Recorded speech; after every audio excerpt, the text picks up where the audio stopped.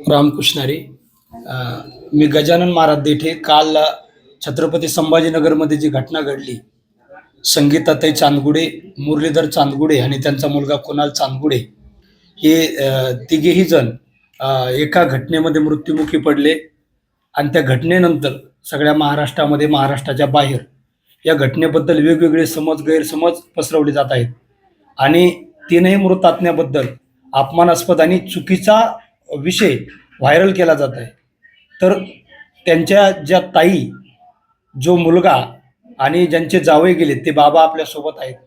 आणि बाबाच खरी वस्तुस्थिती काय आहे सांगतील.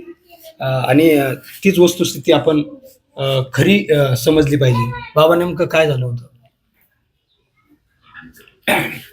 ॲक्च्युली त्यांच्या मनात माझ्या मुलीविषयी आधीपासूनच त्यांच्या जावयाच्या बहिणीचा आणि आई-वडिलांचा एक द्वेष निर्माण त्यांच्या मनामध्ये आधीपासूनच कशामुळे होता मला नाही माहिती आहे. त्यांची काय पैशाची अपेक्षा होती, हुंडा जास्त पाहिजे होता, ते बोलूनही दाखवलं, पण ते द्वेष करायचे. ते मला जाणवलं की हा काहीतरी यांचा युगो हात झाला आहे, त्यांना पैशाची मागणी होती का आणखी कशाची होती. पण माझी जी मुलगी गेली आणि जो जावई आणि नातू गेला माझा, ॲक्च्युली त्या मुलीनं मला आयुष्यात पहिल्यांदा बाप बनवलं. त्या मुलीचं दुःख किती असेल. आणि लग्नानंतर जावई, नातू हे सगळ्यांचा सांभाळ मी केला आहे, त्यांनी केला आहे, आईवडिलांनी. त्यांची हा मुलगा आमच्या भाई मेला समजूनच तिने त्याला सोडून दिलं होतं. आणि त्यांनी सोडल्यानंतर तुमच्या जावयाला तुम्ही मुलासारखं सांभाळलं.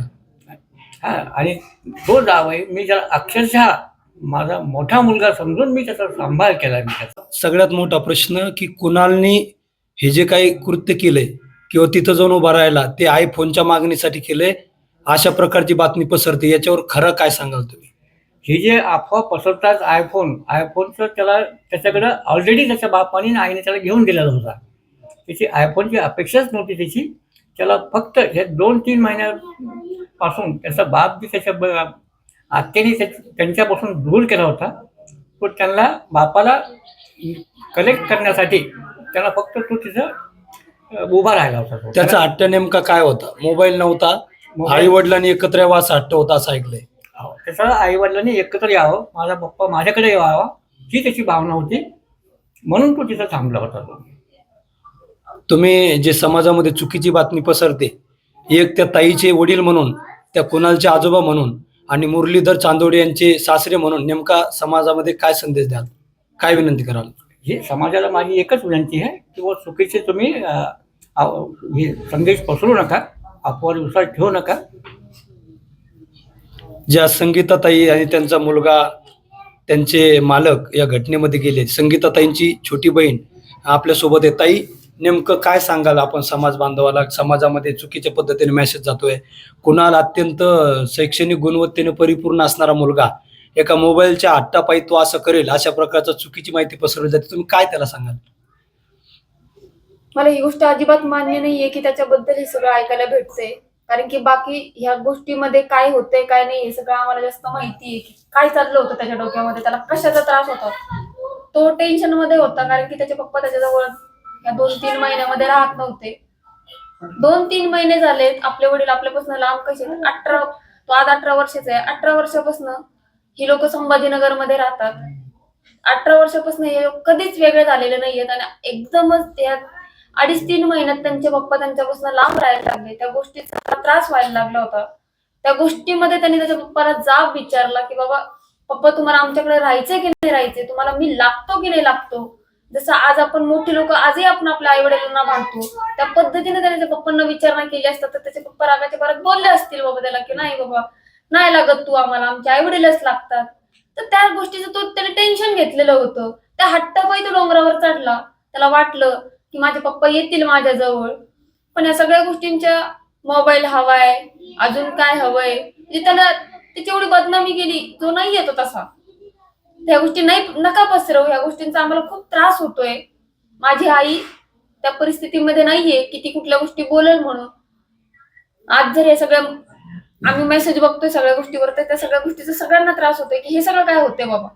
खरंच त्याला आयफोन लागत होता का, या गोष्टी जेव्हा आम्हाला विचारणा केली जाते त्या गोष्टीचा आम्हाला खूप त्रास होतो. कारण की आज त्याच्याकडे स्वतः 2 आयफोन आहेत, त्याच्याकडे गाडी आहे, त्याच्याकडे कुठल्या गोष्टीची कमी नाहीये.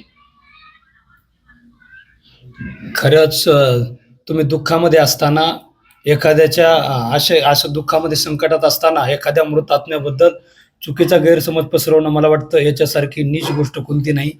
आपण दुःखामध्ये आहात, स्वतःला सावरा. भगवंताने तुम्हाला सावरण्याची शक्ती देवो आणि जे काही चुकीचे आरोप केले जात आहेत आणि चुकीचा गैरसमज पसरवला जातोय. मला ते एक प्रश्न विचारायचा की सोशल मीडियावरती बघितलं की त्या कुणालच्या मामाकडच्या नातेवाईकांनी सांगितलं की कुणालच्या आईमुळे कुणाल आणि त्यांचा मुलगा गेलाय. म्हणजे कुणालचे वडील आणि कुणाल त्यांच्या कुणालच्या आईमुळे गेला. तुम्ही काय सांगा? या सगळ्या गोष्टींचे उत्तर आहे ना मी योग्य वेळेत लवकरच देणार आहे. आत्ताची परिस्थिती मला माझ्या वडिलांना सावरायची. तुम्ही बघत असाल माझ्या वडिलांची आजच्या घडीला कशी तब्येत आहे, त्यांचं वय काय आहे. आणि आता आम्ही फक्त 3 मुली आहेत, त्यांच्यासाठी त्यांचा एक आधार गेलेला आहे. आम्ही यांना ह्या गोष्टीतनं सावरू आणि त्या सगळ्या गोष्टींची त्यांना उत्तर भेटणार आहे की त्यांचा मुलगा 20 वर्षापूर्वी यांना सोडून का गेला होता, का नाही, हे त्यांना स्वतः माहित आहे. या सगळ्या गोष्टींची उत्तर आम्ही त्यांना लवकरच देणार आहोत. फक्त आम्ही आमच्या आई वडिलांना एकदा सावरून घेऊ द्यात, मग तुम्हाला सगळ्या गोष्टींची उत्तर भेटतील. नक्की आम्ही तुमच्या दुःखामध्ये सहभागी आहोत.